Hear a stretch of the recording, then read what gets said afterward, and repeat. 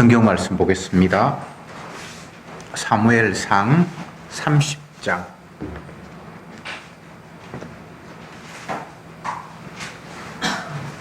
1절부터 20절까지 교독하겠습니다. 30장 1절 제가 먼저 읽을게요. 다윗과 그의 사람들이 제3일에 시글락에 이를 때에 아말렉 사람들이 이미 남방과 시글락을 침노하였는데 그들이 시글락을 쳐서 불사르고 그들은 대소의 일들을 하나도 죽이지 아니하고 나아서 끌고 자기들로 하더라. 다윗과 그의 사람들이 성에 이르러 본즉 성이 불탔고 자기들의 아내와 자녀들이 사로잡혔는지라. 다윗과 그와 함께한 백성이 울 기력이 없도록 소리를 높여 울었더라. 다윗의 두 아내 이스라엘 여인 아히노암과 갈멜 사람 나발의 아내 되었던 아비가일도 사로잡혔더라. 백성이 각기 자녀들을 위하여 마음이 슬퍼서 다윗을 돌로 치자하니 다윗이 크게 분노하였으나 그 하나님 여호와를 미워하고 용기를 얻더라. 다윗이 아히멜렉의 아들 제사장 아비아달에게 이르되 청컨대 에봇을 내게로 가져오라.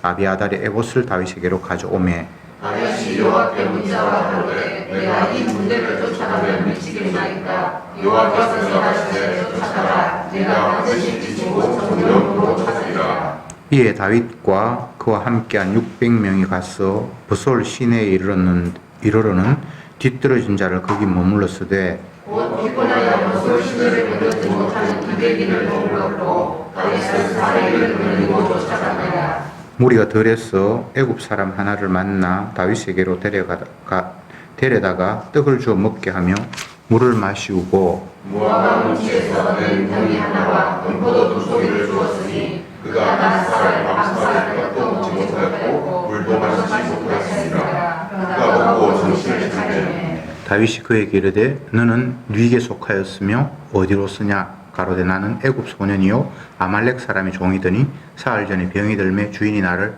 버렸나이다. 우리가 그의 사람의 남방과 유다에 속한 사람과 다윗의 남방을 점령하고 시글락을 불사르였나이다. 다윗이 그에게 이르되 네가 나를 그 군대에게로 인도하겠느냐. 그가 가로되 당신이 나를 죽이지도 아니하고 내 주인의 수정에 붙이지도 아니하겠다고 하나님께 맹세하소서. 그리하면 내가 당신을 이 군대에게로 인도하리이다. 그가 인도하여 내려가니 그들이 온 땅을 탐망하여 블레셋 사람의 땅과 유다 땅에서 크게 갈취하였음을 인하여 먹고 마시며 춤추는지라. 다윗이 새벽부터 이튿날 저물 때까지 그들을 치매 약대 타고 도망한 소년 400명 외에는 피한 사람이 없었더라.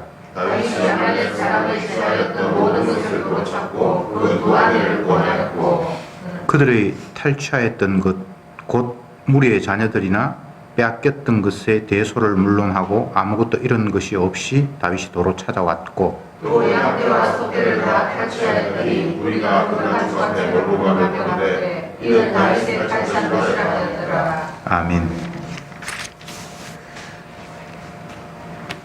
성경의 기록은 어떤 인물을 훌륭하다고 칭찬하거나 이렇게 하면 이런 결과가 온다, 교훈을 주기 위해서 기록한 내용이 아닙니다. 그래서 성경을 보면서 어떤 인물을 본받자고 생각하거나 아니면 어떤 상황을 보면서 이렇게 하면 이런 결론이 오는구나, 그렇게 교훈 얻을 생각을 가지고 성경을 본다면 또 다른 착각에 빠지게 됩니다. 성경은 철저히 예수 그리스도의 자기 계시입니다. 예수님이 어떤 분인지, 그분이 뜻하신 바가 무엇인지, 그분은 어떤 식으로 세상을 이끄시는지, 왜 그가 세상의 주인지를 밝히는 것이 성경의 내용입니다. 그래서 다른 책을 대하는 그런 마음 가지고 성경을 읽으면 계속해서 오역을 할 수밖에 없고 성경의 원뜻과 전혀 상관이 없는 그런 식으로 이해할 수밖에 없습니다.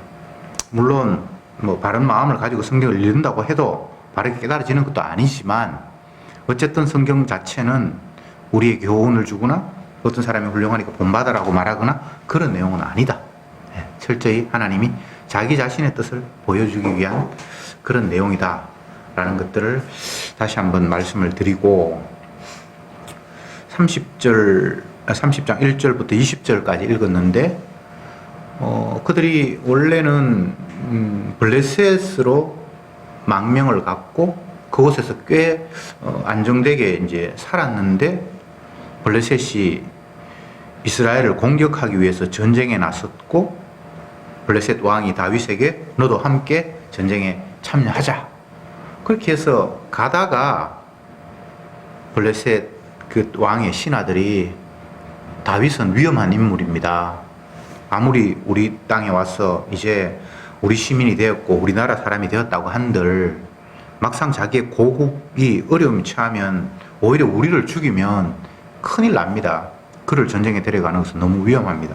그래서 왕도 자기 마음대로 못하니까 장수들이 그렇게 요청을 하니까 다윗을 결국은 너는 돌아가 있어라 라고 그렇게 돌려보냈고, 그게 이제 29장까지의 내용이었고, 그래서 이제 자기 고국을 칠 수 있는 그런 여건을 하나님께서 이제 막으셨죠.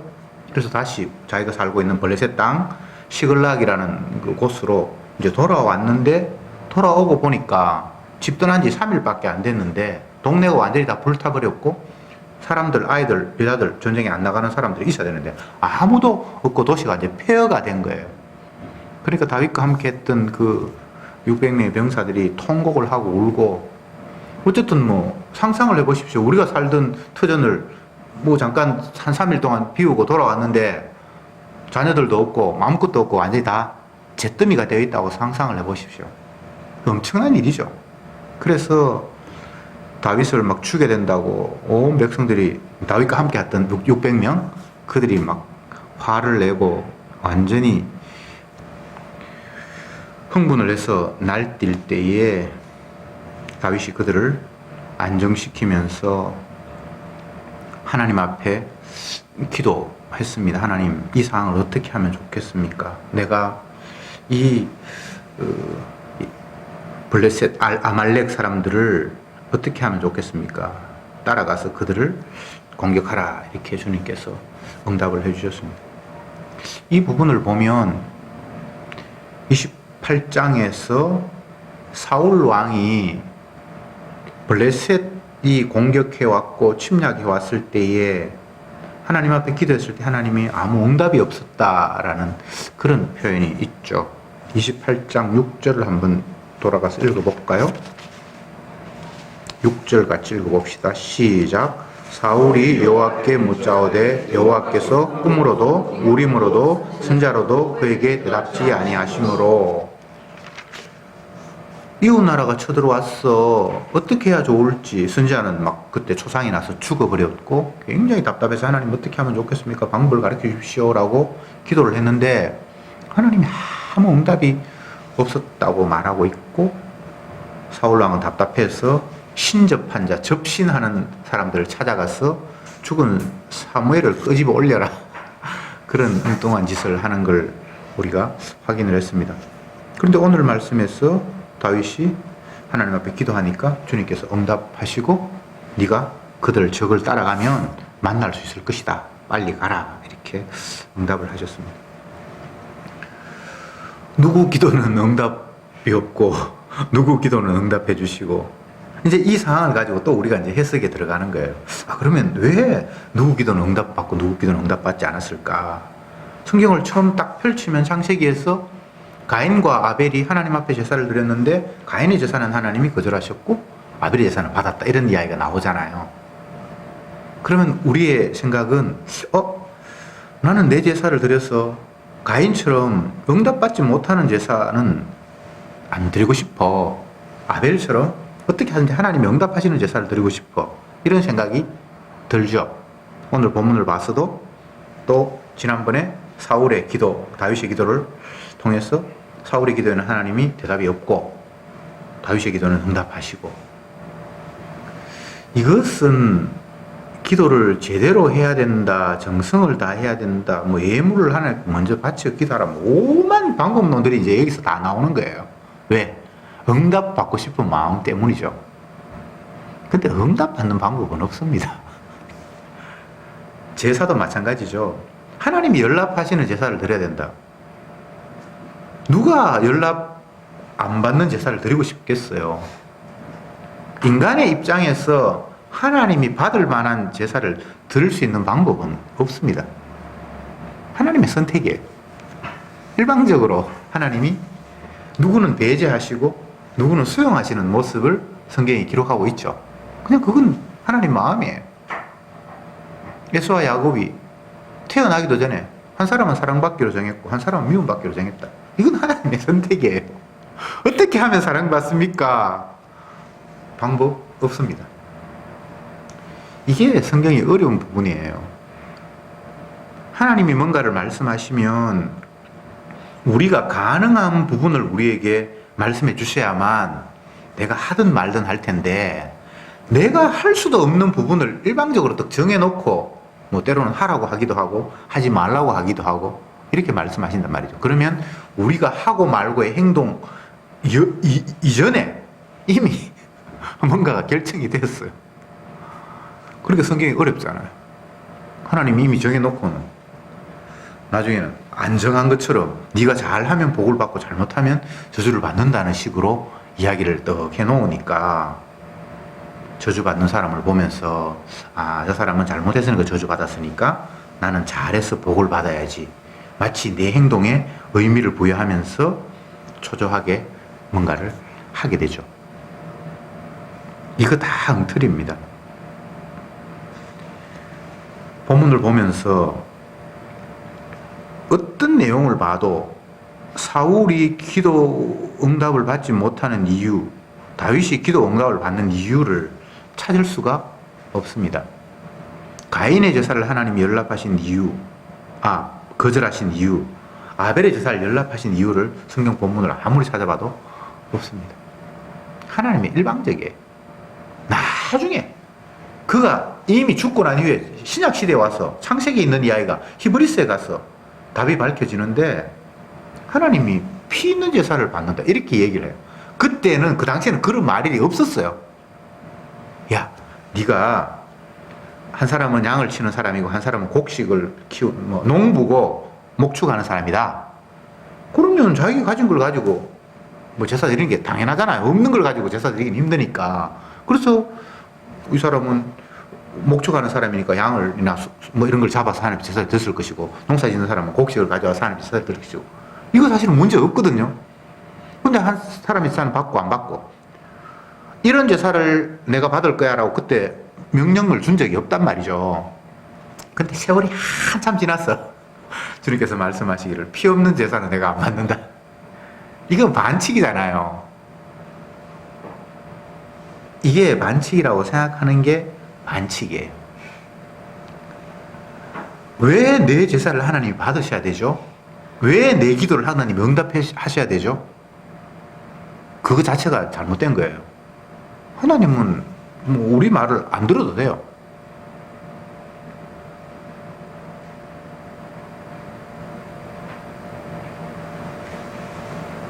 어떤 사람이 찾아와서 만나겠다.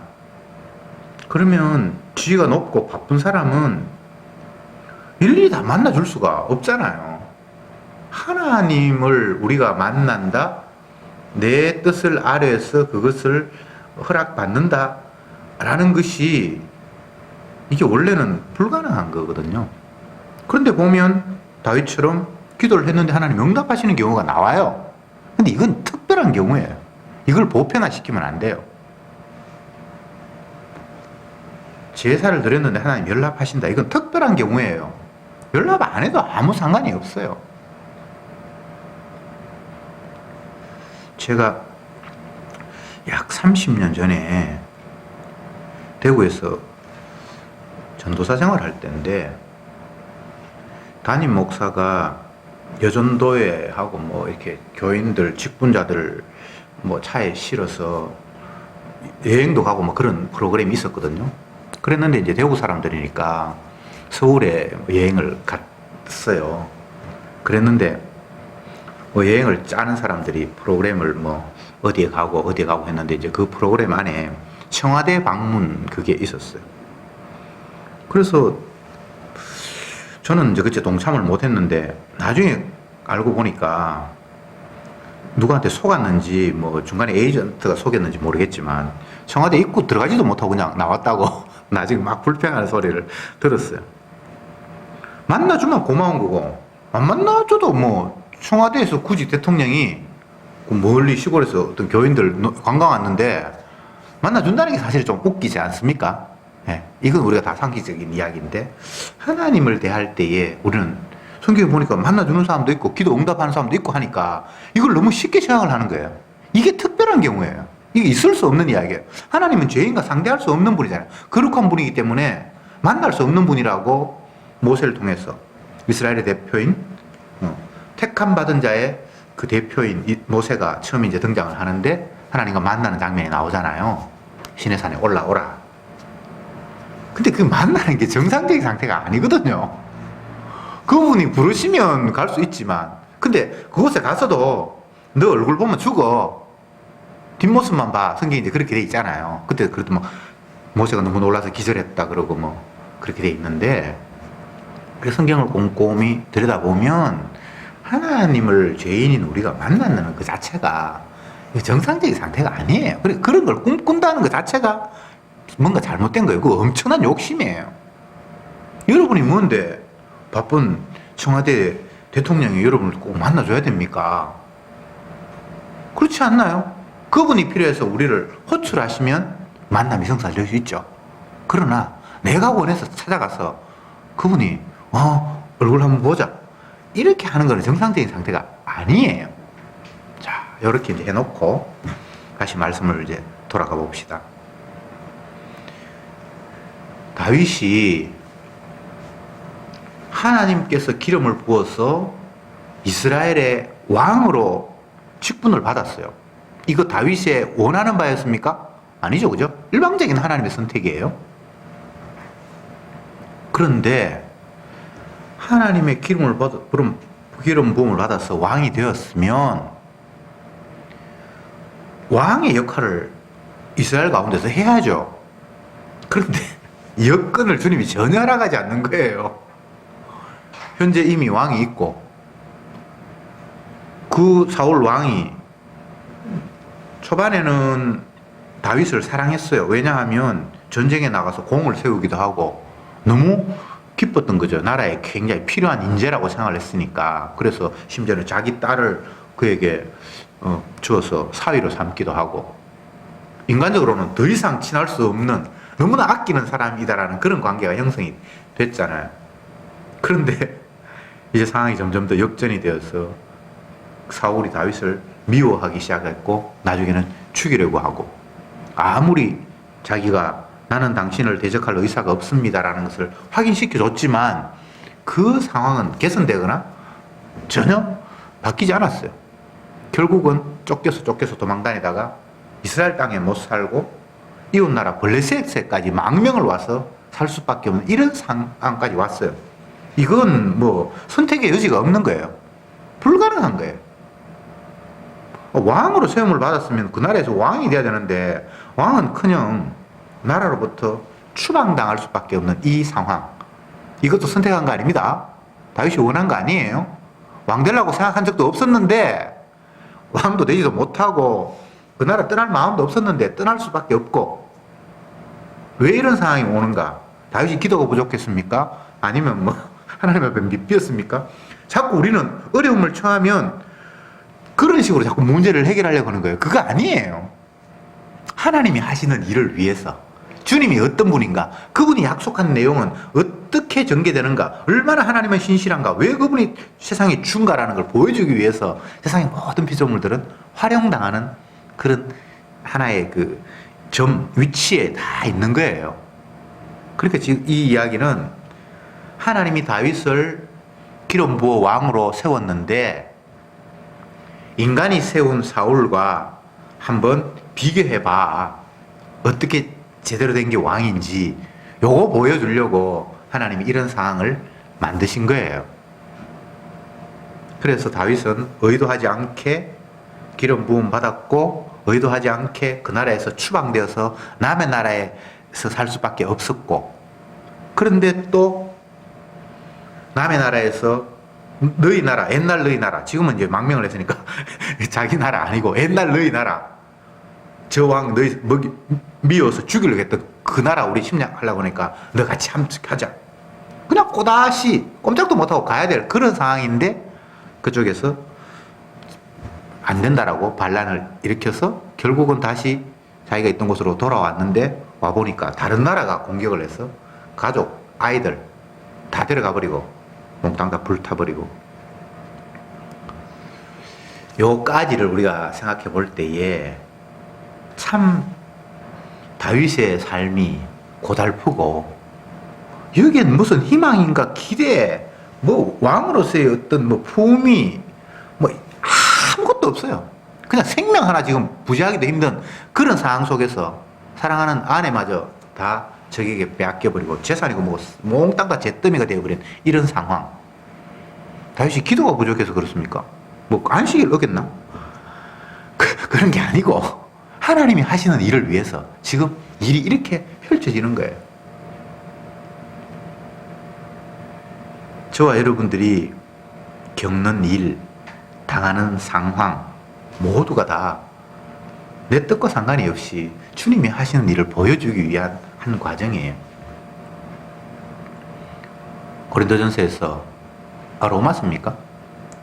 누구든지 자기를 위하여 사는 사람도 없고 자기를 위하여 죽는 사람도 없다. 이렇게 말씀하셨어요. 그런데 우리의 생각은 모든 사람이 자기를 위해 살잖아요. 그렇잖아요. 남을 위해 산다고 해도 그것이 결국은 자기에게 돌아오는 영예와 존경 때문에 남을 위해서 하는 것 같이 결과적으로는 세상의 모든 행동들 자기를 위한 거거든요. 그런데 로마서에서는 자기를 위하여 사는 사람이 없대요. 나는 나를 위해서 하는 것 같은데 결과적으로는 그것이 주님의 커다란 뜻, 그림 안에 다 포함되어 있기 때문에 그거 결국 네 위해서 되는 거 아니야. 이런 이야기를 하고 있잖아요. 오늘 본문도 그런 관점에서 볼 수밖에 없죠. 우리는 이 땅에서 원치 않은 일을 날마다 경험하면서 살아갑니다. 아, 내가 요걸 잘못해서 이런 일이 벌어졌구나. 뭐 충분히 그런 상황을 예측할 수는 있어요. 생각할 수는 있어요. 근데 그건 그런 문제가 아니에요. 주님이 하시는 일을 위해서 우리를 다윗처럼 막 몰고 가시는 거예요. 그래서 내 불편을 해소하는 것으로 답이 주어지면 안 되고 내 어려운 거 이제 해결됐으니까 잘 됐다라는 식으로 문제를 해결하는 게 아니고 주님이 나를 왜 이렇게 이끌어 가시는지 왜 그분이 주가 되시는지 주님의 약속은 무엇인지 주를 바라볼 수 있으면 그게 답이 되는 거예요. 내 어려운 문제 해결해서 답이 아니에요. 다윗이 기도를 해서 뒷부분에 보면 아말렉 병사를 쫓아갔고 결국은 그들을 다 진멸해버리고 아내와 자녀들 그들의 빼앗아갔던 까지 다시 되돌려 받았다 이렇게 얘기를 했는데 사람들은 자꾸 이제 결국 손실 없이 본전이잖아 이런 식으로 문제를 이해를 하려고 그래요. 그게 잘 됐다라는 식으로. 그거 아니에요. 그런 식으로 보면 안 돼요. 잃어도 내게 아니고 가져와도 그건 내게 아니에요. 이 땅에 누구도 자기를 위하여 사는 사람이 없고 자기를 위해 죽는 사람도 없대요. 다 주님을 위해서 주님의 주되심을 드러내기 위해서 그분의 말씀이 얼마나 신실한가를 만방에 있는 모두에게 확인시키는 차원에서 일이 지금 진행이 되고 있다는 거예요.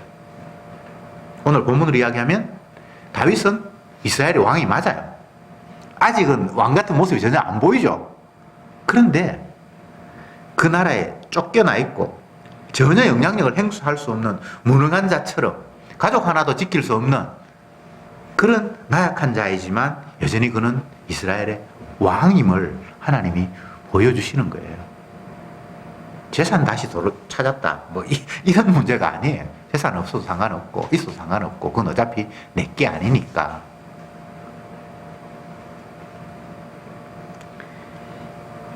아말렉이라는 나라는 성경에 이제 제일 처음 등장할 때 보면 이스라엘 백성들이 가나안을 향해서 이제 나아갈 때에 아말렉이 이제 나타나서 여호수아가 전쟁을 치는데 모세는 산에 올라가서 손을 들고 하나님 앞에 기도를 하는데 기도를 할 때는 이스라엘이 막 이기고 힘이 들어서 기도의 팔을 내릴 때는 아말렉이 이기고 뭐 이런 게 나오잖아요. 그때 성경에 아말렉이 제일 먼저 나오거든요. 그래서 결과적으로는 전쟁에 나아가 있는 여호수아의 칼솜씨나 전술에 의해서 전쟁이 좌우되는 것이 아니라 뒤에 있는 모세의 기도가 기도의 손에 올라가느냐 내려가느냐에 따라서 전쟁이 결과가 났다. 팔이 너무 아파서 들고 있을 수 없으니까 모세와 아론과 훌이 옆에서 팔을 지지해가지고 완전히 이길 때까지 팔이 내려오지 않았다. 이렇게 기록이 된 것이 이제 아말렉이라는 그 나라의 첫 번째 모습이거든요. 이제 그 상황을 생각을 해보죠. 전쟁은 칼솜씨나 전략에 의해서 승패가 좌우된다고 상식적으로 알고 있는데 그게 아니라는 거잖아요. 지금 오늘 읽은 본문에서 보면 다윗과 함께 한 사람이 600명이에요. 그래서 그들이 전투에 나갔는데 길을 가다가 200명은 지쳐서 더 이상 강을 못 건너겠다고 해서 그냥 너는 그러면 있어라 그랬어요. 이제 400명이 쫓아간 거죠. 그죠? 그랬는데 아말렉 병사는 그보다 훨씬 많아요. 뒷부분에 보면 그들을 완전히 다 섬멸하고 조금 남았는데 나귀를 타고 도망간 사람만 600명이라고 그렇게 돼 있어요. 완전히 폐잔병이 돼가지고 도망간 사람만 600명. 그러니까 전쟁이 안 끝났을 때 처음 병사를 생각을 하면 엄청나게 많은 거잖아요. 근데 다윗은 400명 데리고 가서 전투를 했잖아요. 전쟁에 완전히 다 승리를 하고 전쟁에 패해서 도망간 사람만 600명. 성경에 그렇게 기록이 되어 있거든요. 이건 뭐 전술의 승패가 아니에요. 처음 모세의 팔이 올라가고 내려가고 그거하고 똑같은 차원인 거죠. 주님께서 승리하게 하신 거죠. 다윗을 주님이 가지고 움직이시는 거죠. 세상 살면서 우리는 너무나 많은 패배를 경험합니다. 다윗도 마찬가지죠. 지금까지 골리앗과의 전쟁에서 크게 이기고 난 이후에는 계속 쫓기는 삶을 지금까지 살아왔잖아요. 물론 본문에서 아말렉을 크게 이겼다고 되어 있는데 이건 다윗의 전쟁이 아니에요. 다윗의 승리가 아니에요. 저와 여러분들도 마찬가지입니다. 우리 이 세상 살면서 뭐 승리한다? 그것도 좀 웃기는 표현이지만 그런 게 있을 수도 있겠고 반대로 완전히 패배하는 것도 있을 수 있겠고 근데 승리도 패배도 아니에요. 자꾸 나의 이익을 생각해서 플러스가 되니까 승리라고 생각하고 마이너스 되니까 실패라고 생각할 뿐이지 누구도 자기를 위해 사는 사람이 없고 자기를 위해 죽는 사람이 없어요. 다 주님이 하시는 일 속에 우리는 놓여 있어요. 우리는 본문을 보면서 이제 그걸 찾아야 되는 거예요. 다윗의 일이 아니구나. 그를 하나님이 기름 부어 사명을 주셨는데 그 사명이 세상 여건 환경 속에서 도저히 불가능할 것 같은 그런 상황에서도 여전히 주님의 사명은 살아있고 소멸되지 않구나. 하나님의 말씀이 이만큼 신실하구나. 주님이 끌고 가시는 자기의 약속은 결코 외부적인 영향에 의해서 좌절되거나 끊기는 것이 아니라 그대로 진행되는구나 라는 걸 우리는 말씀을 통해서 확인하는 겁니다. 성도는 주님의 도구잖아요. 예수 그리스도의 주되심을 보여주는 증거물들이잖아요. 이걸 이제 증인이다 라고 이야기, 사도행전에서 땅끝까지 이르러 내 증인이 되리라. 주님이 자기 피로 씻은 성도는 자기 피의 증인으로 다 만드셨거든요. 그래서 증인이 되리라고 했을 때에 내가 증인이 되어야지가 아니라 주님이 우리를 증인으로 활용하실 거예요. 내가 지키는 게 아닙니다. 주님은 자기가 사명을 준 사람을 어떻게 하든지 그 사명 준 대로 이끌어 가시는 거예요. 아브라함으로 만들고, 사라를 사례로 만들고, 또 이삭을 이스라엘로 이름을 고치시고, 이렇게 했을 때에 뭐 이름을 왜 바꾸지? 그렇게 생각할 수 있습니다만, 이름 그 자체가 주님은 사명이거든요. 내가 너를 앞으로 이런 식으로 이끌어 갈 거야 라는 자기 다짐이란 말이죠. 그러면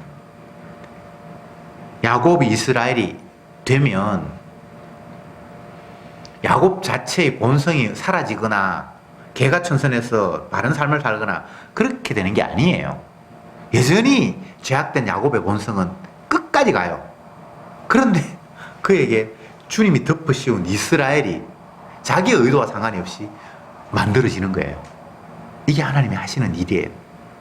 그렇게 되면 그 야곱은 어떤 말을 하는가 하면 내가 야곱일 수밖에 없습니다라는 이야기를 계속해서 반복하는 거예요. 내 모습이 남들이 비칠 때는 이스라엘처럼 활용이 되는데 나의 본질은 야곱입니다. 나는 죄인입니다. 이거 나온 거 이거 내가 한 거 아니에요. 이거 주님이 하신 거예요. 라는 그런 식의 고백이 나오도록 돼 있어요. 그런 식으로 고백하면 하나님 나를 인정해주고 이런 게 아니고, 아무리 봐도 내가 이건 할 수가 없어. 다윗이 골리앗을 이겼을 때에 소년이었잖아요. 소년. 20세가 채 안 된 고등학교 정도 나이. 이전에 전투 경험이 있는 것도 아니고, 이스라엘이 전쟁이 벌어져도 형은 나이가 돼서 전투에 나갔지만 다윗은 병력 모집에도 해당이 안 되는 그런 어린 소년이었단 말이죠. 그런데 형 도시락 가지고 갔다가 본인이 그 전투에 밀려서 적장을 이기는 사태를 맞이하잖아요. 이건 진짜 사태예요, 사태. 사건이라. 희한한 일이에요. 그때 자기도 모르게 그 입에서 툭 튀어나온 이야기가 골리앗을 향해서 너는 칼과 단창으로 내게 나아오지만 나는 만군의 여호와 이름으로 네게 나아간다. 이상한 이야기를 했어요. 저쪽에서는 꼬마 다윗만 보이지 다윗의 배후에 있는 여호와 하나님은 전혀 보이지 않는 거잖아요. 그래서 골리앗이 하는 이야기는 야 이놈아 내가 지금 개냐? 막대기 들고 지금 나 쫓으려 왔냐? 이렇게 이야기. 그게 거짓말 아니에요. 눈에 보이는 실제 모습이잖아요. 어린 애가 뭐 물맷돌 들고 막대기 들고 이렇게 오니까 야 이놈아 내가 개냐? 개 쫓아내려고 네가 지금 왔냐? 라는 이야기가 골리앗의 이야기인데 그건 배후에 있는 여호와 하나님이 안 보이고 눈에 보이는 어린 아이만 보였으니까 그 이야기가 틀린 게 아니에요. 지극히 당연한 거예요. 근데 다윗은 너는 창과 방패 말 타고 이렇게 무기를 가지고 내한테 나오는데 그거 맞죠, 그죠? 근데 나는 여호와의 이름으로 네게 나아간다. 이런 이상한 이야기를 하거든요. 그러니까 이건 인간에게서 나올 수는 없는 거죠. 주님이 이미 그를 뒤집어 씌웠고 그 전에 이미 이스라엘의 왕으로 기름을 부음을 받았고 그래서 사명이 나를 움직인다는 것이 첫 번째로 그런 식으로 표출된 거예요. 그래서 계속해서 쫓겨다니고 오늘 이 전쟁에서 다시 되찾아오고 이것이 다 그 사명 안에 놓여있는 한 양상이지 다른 관점에서 이걸 보면 안 돼요. 하나님이 세운 왕은 여전히 이런 어떤 환경 속에서도 주님께서 이끌어 가시는구나. 예수님이 이 땅에 오셨을 때 만왕의 왕으로 오셨고 아버지가 맡긴 생명을 구원하기 위해서 이 땅에 오셨어요. 그래서 예수님 자기 자신이 나는 아버지가 이 땅에 보내셔서 왔다라고 뭐 공개적으로 이야기를 하셨고 또 그 아버지가 맡긴 생명을 구원하는 모습이 내가 그들의 죄를 대신해서 죽어야 된다 이런 이야기까지 다 하셨어요. 십자가 이야기를 하신 거죠. 그런데 이스라엘 백성들은 그 말씀을 이해하지 못했어요. 왕이면 죽으면 안 되잖아요. 왕이 죽어버리면 뭐 이거 뭐 닭 쫓던 개 지붕 쳐다보는 꼴이 돼버리는데, 이순신 장군이 그렇게 열심히 전투를 하다가 나중에 죽어버리니까 그냥 뭐 이제는 더 이상 힘을 못 쓰는 거잖아요. 죽는다는 것은 더 이상 역할을 할 수 없다는 거잖아요. 근데 예수님이 왕으로 이 땅에 오셨다 그러고 자기 백성을 구원하는 구원자라고 하면서 하시는 말씀이 내가 죽는다, 이렇게 말씀을 하셨단 말이죠. 그러니까 이 말이 앞뒤가 인간의 이성, 선악을 알고 있는 사람들의 상식으로는 말이 안 맞는 거예요. 죽는 메시아, 죽는 하나님. 하나님이 죽고 왕이 죽어버리면 죽은 왕을 계속해서 지금 섬겨야 되는 그런 이상한 꼴이 되는데, 약한 사람이 죽지 강한 사람은 안 죽잖아요. 우리의 상식은. 근데 하나님은 가장 강한 분인데 너희들을 위해서 내가 죽어야 된다, 이렇게 얘기를 했을 때 에이씨 속았구나, 거짓말 시켰네. 그러면서 하나님을 모독한다는 이유로 예수님을 잡아 죽였잖아요. 저와 여러분들은 그 이스라엘 백성들의 하나님 예수님을 죽이는 그 범주 안에 그대로 담겨 있지, 그 누구도 거기서 벗어날 인간은 없어요. 이스라엘 백성들이 그러했다면 모든 인간들은 다 그런 범주 안에 놓여 있다는 거예요. 그러니까 예수를 믿는다는 것이, 그를 알아본다는 것이, 그의 십자가의 죽음을 왕이 되었기 때문에 죽는 죽음, 자기 백성을 죄에서 구원하기 위해서 죽는 죽음으로 이해하는 그런 지혜는 인간에게는 없어요. 죽으신 예수님의 영이, 성령이 찾아와야만 그게 이제 그렇게 보여지고 깨달아지는 거예요. 이제 말씀을 맺겠습니다. 다윗은 한 개인이 아니에요. 하나님이 보여주실 왕의 모습이에요. 그래서 다윗의 움직임은 다윗 개인의 움직임이 아니라 왜 이 사람이 이스라엘의 왕인지를 보여주는 그런 발걸음을 하고 있어요. 이 사람은 누가 어떻게 할 수가 없어요. 사울 왕이 다윗을 어찌할 수 없고, 블레셋 왕이 그를 어찌할 수 없고, 제사장의 옷을 가지고 오라고 해서 에봇을 입고 하나님께 기도를 하는데, 이런 모습 가지고 성경이 또 해석이 분분해요. 다윗은 제사장의 음식도 먹고 배고플 때 제사장만 입는 그 에봇은 가운이잖아요. 그걸 자기가 입고 하나님께 지금 기도하고 있거든요. 이거 사실 성경 해석이 안 돼요. 제사장도 아닌데, 사울왕은 까불다가 작살났는데, 제사장도 아닌데 지가 기도해가지고 하나님께 전쟁에 나가다가 아웃됐는데, 다윗은 그런 모습을 막 취하고 있거든요.